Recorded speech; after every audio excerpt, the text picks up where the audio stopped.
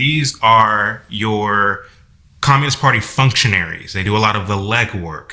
They follow the directives of the Communist Party to a T. And in all reality, an adherent to the party line could be any one of these three.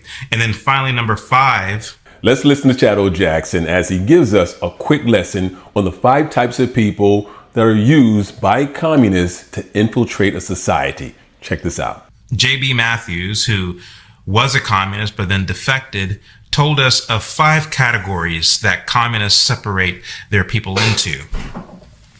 In the 5 categories that we see that J.B. Matthews lists, we see at the very top, dues-paying members.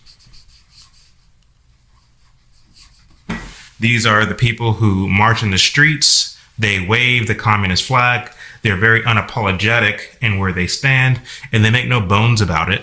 Number 2, we see fellow travelers.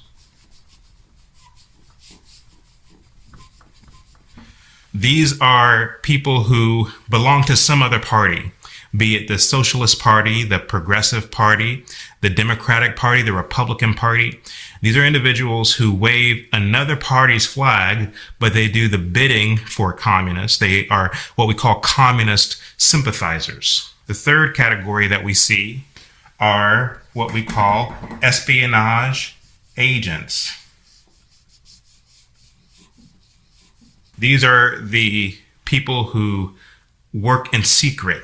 They do a lot of bidding behind closed doors. They're very clandestine in how they move. They are the kind of hidden hand who agitates in secret in order to cause catastrophe, in order that the members and the fellow travelers can swoop in and save the day, as it were.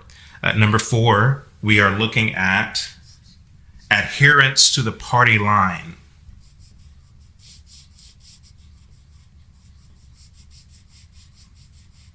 These are your Communist Party functionaries. They do a lot of the legwork. They follow the directives of the Communist Party to a T. And in all reality, an adherent to the party line could be any one of these 3. And then finally, number 5, we see the so-called unwitting dupes of communist subversion. And so the question is, where in these 5 categories did Martin Luther King fall? And I would argue that he fell into that category, he fell into that category, and he fell into that category. So depending on where in his career we're talking about, he could either be a fellow traveler, an adherent to the party line, or an unwitting dupe who carries the agenda of sabotage and subversion.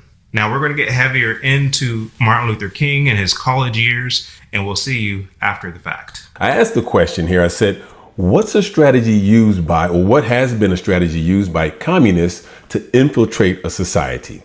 And what it says here is, it says, a primary strategy historically used by communists to infiltrate a society is entryism, or boring from within.